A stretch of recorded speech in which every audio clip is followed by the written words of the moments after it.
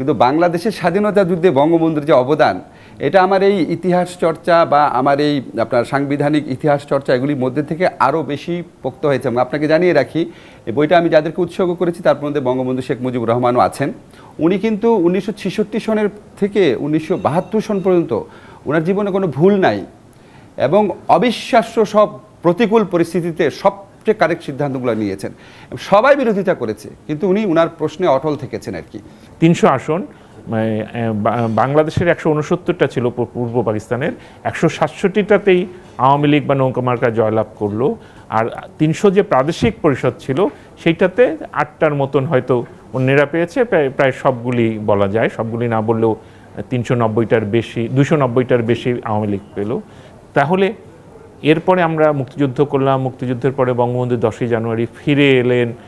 তারপরে যে সংবিধান প্রণয়নের জন্য কমিটির কথা হলো, সেটা কয়জনের কিসের ভিত্তিতে হলো? গণপরিষদ জিনিসটা আসলে কি? প্রথমে সোজা করে বলি, গণপরিষদ হচ্ছে সংবিধান প্রণয়ন করার জন্য একটা প্রতিষ্ঠান, যেটা সংসদের মতোই জনপ্রতিনিধিরা থাকে, যেখানে জনগণের ভোটে তারা নির্বাচিত হয়। তাদের একমাত্র কাজ হচ্ছে সংবিধান রচনা করা, বা মূলত কাজ হচ্ছে সংবিধান রচনা করা। আপনি খুব কারেক্টলি বলেছেন যে বাংলাদেশে আপনি লক্ষ্য করে দেখবেন, আমি কিন্তু আওয়ামী লীগ সরকারের বিভিন্ন পদক্ষেপ সমালোচনা করি, কিন্তু বাংলাদেশের স্বাধীনতা যুদ্ধে বঙ্গবন্ধুর যে অবদান, এটা আমার এই ইতিহাস চর্চা বা আমার এই আপনার সাংবিধানিক ইতিহাস চর্চা এগুলির মধ্যে থেকে আরও বেশি পোক্ত হয়েছে। এবং আপনাকে জানিয়ে রাখি, এই বইটা আমি যাদেরকে উৎসর্গ করেছি তার মধ্যে বঙ্গবন্ধু শেখ মুজিবুর রহমানও আছেন। আসলে উনি একটা যখন এই সিদ্ধান্তটা নেন এলএফওর অধীনে উনি ইলেকশন করবেন, এটা খুব রিস্কি সিদ্ধান্ত ছিল। কিন্তু আমাদের কাছে অদ্ভুত যেটা লাগে, আপনি নিশ্চয়ই আমার চেয়ে অনেক ভালো পড়েছেন, আপনি বঙ্গবন্ধুর উপর অনেক বই লিখেছেন। উনি কিন্তু 1966 সনের থেকে 1972 সন পর্যন্ত ওনার জীবনে কোনো ভুল নাই এবং অবিশ্বাস্য সব প্রতিকূল পরিস্থিতিতে সবচেয়ে কারেক্ট সিদ্ধান্তগুলো নিয়েছেন। সবাই বিরোধিতা করেছে, কিন্তু উনি ওনার প্রশ্নে অটল থেকেছেন আর কি। এবং উনি যখন এই নির্বাচনে বিজয়ী হন, যদি পাকিস্তানি যারা শাসক আছে তাদের যদি গণতন্ত্রের প্রতি বা জনগণের রায়ের প্রতি মিনিমাম শ্রদ্ধাবোধ থাকতো, তাহলে ওনারা বঙ্গবন্ধুকে পুরা পাকিস্তানের জন্য সংবিধান রচনা করতে দিতেন। কেন পুরো পাকিস্তানের জন্য একটু ব্যাখ্যা করি। কারণ 300 আসনের মধ্যে উনি 167টাতে জিতেছেন, তো উনি মেজরিটি, তো ওনার দল যেটা বলবে সেটাই তো সংবিধান হবে। এবং পূর্ব পাকিস্তান সরকার, পূর্ব পাকিস্তানে যে সরকার প্রাদেশিক পরিষদের ইলেকশনে জেতার জন্য, সেটা আওয়ামী লীগের গঠন করার কথা। এবং জাতীয় পরিষদেও সংবিধান কার্যকরী হওয়ার পর অন্তত থিওরিটিক্যালি ইয়াহিয়া খানের উচিত ছিল বঙ্গবন্ধুকে পাকিস্তানের সরকার গঠন করার জন্য আমন্ত্রণ জানানো। এখন যখন এই আমাদের স্বাধীনতা যুদ্ধ হলো, যখন 25শে মার্চে কালো রাত্রিতে তারা যখন নিরস্ত্র বাঙালির উপর গণহত্যার জন্য ঝাঁপিয়ে পড়লো, তখন তো আমাদের কোনো অল্টারনেটিভ ছিল না। সেটা আমাদের দীর্ঘ গৌরবময় ইতিহাস, সবাই জানি আমরা। বঙ্গবন্ধু যখন ফিরে এলেন, তখন ওরা একটা মৌলিক পরিবর্তন করেন। কারণ তখন দেখা গেল জাতীয় পরিষদের সদস্য যারা পূর্ব পাকিস্তান, তৎকালীন পূর্ব পাকিস্তান থেকে নির্বাচিত, ওনারা তো নাম্বার খুব বেশি না, 167 জন। তার মধ্যে অল্প কয়েকজন মারা গেছেন, কেউ কেউ আবার আনুগত্য অন্যদিকে চলে গেছে কারো। তো ওনারা একটা সিদ্ধান্ত নেন, অস্থায়ী সংবিধান যে আদেশ আছে আমাদের, সেটা রানের প্রাদেশিক পরিষদে যারা জিতেছিল তাদেরকেও এটাতে অন্তর্ভুক্ত করে নেন, যাতে আপনার জনপ্রতিনিধিত্বশীলতা বেশি থাকে, বেশি জনগণের প্রতিনিধি থাকে। এখন ধরেন সেটার তারপর নাম্বার হয়ে দাঁড়ালো 430-এর মতো। 430 জন লোক তো একসাথে বসে সংবিধান বানাতে পারে না। আপনি বলছিলেন যে এই 430-এর মধ্যে মারা গেছেন, শহীদ হয়েছেন এবং আনুগত্য প্রশ্ন ইত্যাদি মিলে 403-এর মতন। একদম শেষ যখন সংবিধানটা অ্যাডপ্টেড হয় 4 নভেম্বর, তখন 403-এর মতো ছিল। তো এই নাম্বারের ভ্যারিয়েশনটা খুব বড় ব্যাপার না। তো আমাদের যখন ওনারা বসলেন একসাথে, বঙ্গবন্ধুর নেতৃত্বে যখন গণপরিষদের প্রথম অধিবেশন বসলো, এবং ওনারা কিন্তু আপনার ওই যে মুজিবনগর দিবসে বসেছিলেন একসাথে, হিস্টোরিক্যাল ডেটগুলো মনে রেখেছেন, 10 এপ্রিল। জি, তখন ওনারা কিন্তু করেন নাই, এই 430 জন মিলে বসে বানানোর চেষ্টা করেন নাই। ওনারা 34 সদস্য বিশিষ্ট একটা খসড়া সংবিধান প্রণয়ন কমিটি করেন। সেই কমিটির প্রধান ছিলেন ডক্টর কামাল হোসেন। সেই কমিটিতে একমাত্র বিরোধী দল থেকে ছিলেন সুরঞ্জিত সেনগুপ্ত, একমাত্র মহিলা প্রতিনিধি ছিলেন রাজিয়া বানু। এবং ওই কমিটিতে মুজিবনগর সরকারের যারা সদস্য ছিলেন তারা প্রত্যেকে ছিলেন। ফলে ওনারা প্রচণ্ড একটা ইনফর্মড একটা ডিসকাশন করেন। বঙ্গবন্ধু আমার মনে আছে যে বঙ্গবন্ধুর সাথে আপনি আনিসুজ্জামান স্যারের বই পড়ে দেখবেন, বঙ্গবন্ধুর সাথে ওনারা মাঝে মাঝে কনসাল্ট করেন, দেখা করেন। এবং ওনারা যে ড্রাফটটা করে দেন, সেটা আবার 400 শতাধিক সদস্য মিলে আলোচনা করেন, ডিবেট করেন। প্রচণ্ড ডিবেট হয় কিছু কিছু বিধান নিয়ে।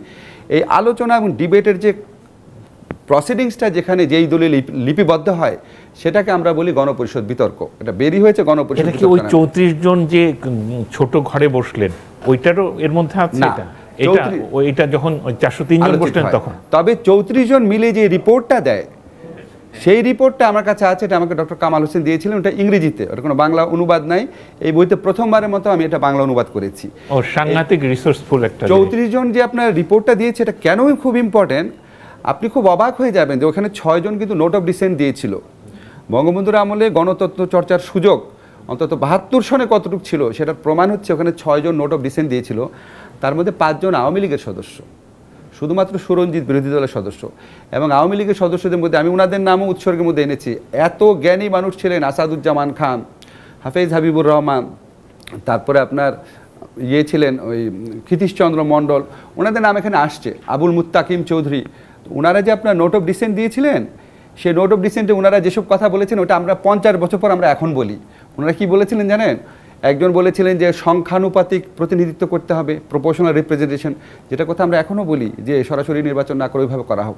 দ্বিকক্ষ বিশিষ্ট সংসদ কিছুদিন আগে দেখলাম বিভিন্ন রাজনৈতিক দল বলা শুরু করেছে। ওনারা বলেছিলেন প্রধানমন্ত্রীর হাতে অতিরিক্ত ক্ষমতা, সারাক্ষণ আমরা বলি 70 অনুচ্ছেদ নিয়ে তীব্র আপত্তি, সারাক্ষণ আমরা একটা কথা বলি। আশ্চর্য লাগে আমার কাছে যে 50 বছর আগে ওনাদের জ্ঞান, ওনাদের প্রজ্ঞা, ওনাদের ফোরসাইটেডনেস কত উঁচুতে ছিল, সেখান থেকে আমরা কোথায় নেমেছি। ওনারা 50 বছর আগে এগুলি আলোচনা করে গেছেন। এটা আমার জন্য একটা মনে হয়েছে অনাবিষ্কৃত একটা খনি পেলাম। আমি তাড়াতাড়ি মানুষকে জানাই যে আসলে ওনারা কী করেছে। ওই নোট অফ ডিসেন্টগুলো আমি অনুবাদ করে দিয়েছি যাতে আপনার সবাই জানতে পারে যে আমাদের রাষ্ট্র ভাবনা 50 বছর আগে কত ম্যাচিউর ছিল এবং সেটা অনুযায়ী আমাদেরকে আরও কত ম্যাচিউর পদক্ষেপ ভবিষ্যতে নেওয়া প্রয়োজন। কিন্তু বাংলাদেশের স্বাধীনতা যুদ্ধে বঙ্গবন্ধুর যে অবদান, এটা আমার এই ইতিহাস চর্চা বা আমার এই আপনার সাংবিধানিক ইতিহাস চর্চা এগুলির মধ্যে থেকে আরও বেশি পোক্ত হয়েছে। এবং আপনাকে জানিয়ে রাখি, এই বইটা আমি যাদেরকে উৎসর্গ করেছি তার মধ্যে বঙ্গবন্ধু শেখ মুজিবুর রহমানও আছেন। উনি কিন্তু 1966 সনের থেকে 1972 সন পর্যন্ত ওনার জীবনে কোনো ভুল নাই এবং অবিশ্বাস্য সব প্রতিকূল পরিস্থিতিতে সবচেয়ে কারেক্ট সিদ্ধান্তগুলো নিয়েছেন। সবাই বিরোধিতা করেছে কিন্তু উনি উনার প্রশ্নে অটল থেকেছেন আর কি। কিন্তু বাংলাদেশের স্বাধীনতা যুদ্ধে বঙ্গবন্ধুর যে অবদান, এটা আমার এই ইতিহাস চর্চা বা আমার এই আপনার সাংবিধানিক ইতিহাস চর্চা এগুলির মধ্যে থেকে আরও বেশি পোক্ত হয়েছে। এবং আপনাকে জানিয়ে রাখি, এই বইটা আমি যাদেরকে উৎসর্গ করেছি তার মধ্যে বঙ্গবন্ধু শেখ মুজিবুর রহমানও আছেন। উনি কিন্তু 1966 সনের থেকে 1972 সন পর্যন্ত ওনার জীবনে কোনো ভুল নাই এবং অবিশ্বাস্য সব প্রতিকূল পরিস্থিতিতে সবচেয়ে কারেক্ট সিদ্ধান্তগুলো নিয়েছেন। সবাই বিরোধিতা করেছে কিন্তু উনি উনার প্রশ্নে অটল থেকেছেন আর কি। কিন্তু বাংলাদেশের স্বাধীনতা যুদ্ধে বঙ্গবন্ধুর যে অবদান, এটা আমার এই ইতিহাস চর্চা বা আমার এই আপনার সাংবিধানিক ইতিহাস চর্চা এগুলির মধ্যে থেকে আরও বেশি পোক্ত হয়েছে। এবং আপনাকে জানিয়ে রাখি, এই বইটা আমি যাদেরকে উৎসর্গ করেছি তার মধ্যে বঙ্গবন্ধু শেখ মুজিবুর রহমানও আছেন। উনি কিন্তু 1966 সনের থেকে 1972 সন পর্যন্ত ওনার জীবনে কোনো ভুল নাই এবং অবিশ্বাস্য সব প্রতিকূল পরিস্থিতিতে সবচেয়ে কারেক্ট সিদ্ধান্তগুলো নিয়েছেন। সবাই বিরোধিতা করেছে কিন্তু উনি উনার প্রশ্নে অটল থেকেছেন আর কি।